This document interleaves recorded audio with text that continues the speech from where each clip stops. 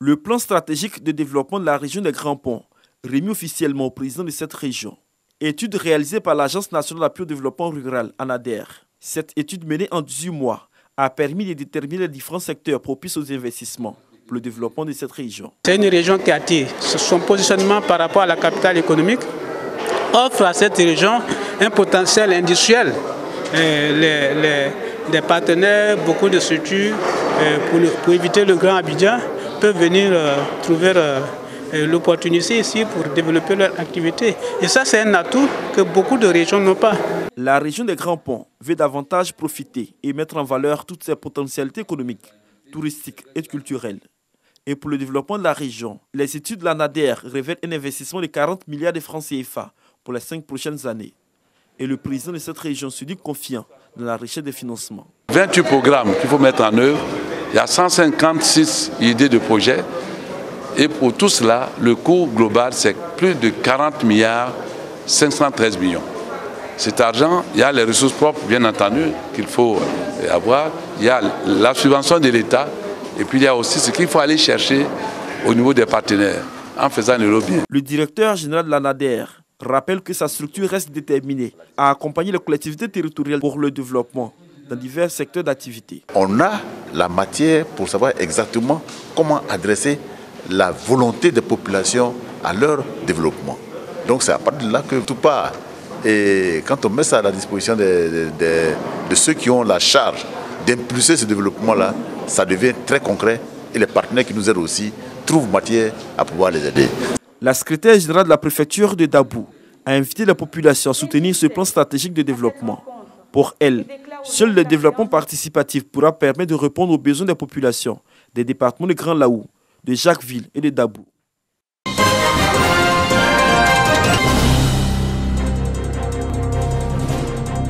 Bosson Charles Alain est le désormais nouveau chef de village de Koubebo dans la commune d'Anoumaba, dans la région du Morono. Il reçoit ses attributs de chef et son arrêté des mains du sous-préfet. Bosson Charles Alain portera le nom de Nana Atayao II. Son intronisation et la place sous le signe de la cohésion sociale et de l'union. Je les rassure, ma part sera effective, 100%. Mais moi, je ne peux pas partir pour eux. Autorités administratives, religieuses, fils et filles de la région du Morono ont exprimé leur joie. Nous qui sommes ses aînés, ses dévanciers, nous devons lui apporter tout notre soutien, aussi bien moral, presque tout physique, et nous devons l'encadrer. Parce que la chefferie, un pays à Caen, c'est à long terme. C'est jusqu'à la mort. C'est après la mort qu'on désigne un chef. Donc le chemin est long. Cette occasion-là, pour nous, c'est une occasion symbolique, c'est un événement symbolique pour marquer pratiquement un relan de nos activités. Et en cela, nous ne pouvons que soutenir le nouveau chef. Le parrain de la cérémonie, Anguiran Kassi, a invité les populations de Koubebo à faire bloc derrière leur nouveau chef. Le conseil que je pourrais donner à la jeunesse de Koubebo, c'est vraiment de prêter main forte au tout nouveau chef. Il est à son premier jour.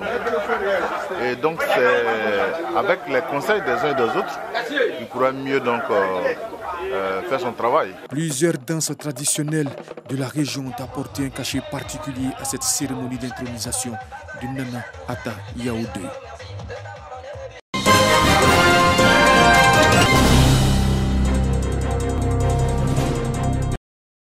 Institut français, le Guéli Théâtre à nouveau sur scène.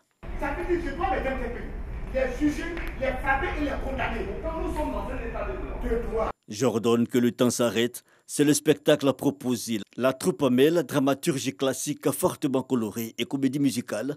Il s'agit de représenter les réalités sociales afin de contribuer à l'éveil des mentalités. On a choisi le thème pour participer à la sensibilisation de la population quant à la pratique démocratique dans un pays. Le théâtre a toujours contribué à l'éveil national. Il est maintenant question que peut-être les hommes de théâtre se réveillent, mais comme ils ont envie de le faire, mais par manque de moyens, c'est compliqué. Je demande aux hommes politiques de nous accompagner. Ceux qui ont des moyens de nous accompagner, il ne suffit pas de dire que le théâtre n'existe pas. Le théâtre existe. On a besoin simplement qu'on soit soutenu. Un spectacle comme un pied de nez au peu d'engouement autour des arts de la scène. La troupe du comédien Guy Defer entend désormais s'inscrire dans la durée en guise de soutien les autorités municipales de la commune de Yopougon. Mais le Djeli Théâtre, déjà avec à sa tête M. Guy Defay, se bat pour maintenir la flamme du théâtre en Côte d'Ivoire. Parce que, comme il le disait tout à l'heure, le théâtre a beaucoup de difficultés pour se lancer parce que les jeunes aujourd'hui ont choisi d'autres voies. Voilà, et je crois que c'est une pièce de théâtre que nous venons de regarder. J'encourage en tout cas tous nos compatriotes à aller regarder. Il faut soutenir. C'est des trucs, on en a besoin. On en a besoin pour nos traditions, pour nos valeurs. Et j'en ai eu beaucoup. Faire revivre le théâtre, le credo pour la réussite de la conquête du public en cours. Bientôt seront organisées des tournées à travers les communes d'Abidjan et même au-delà du continent.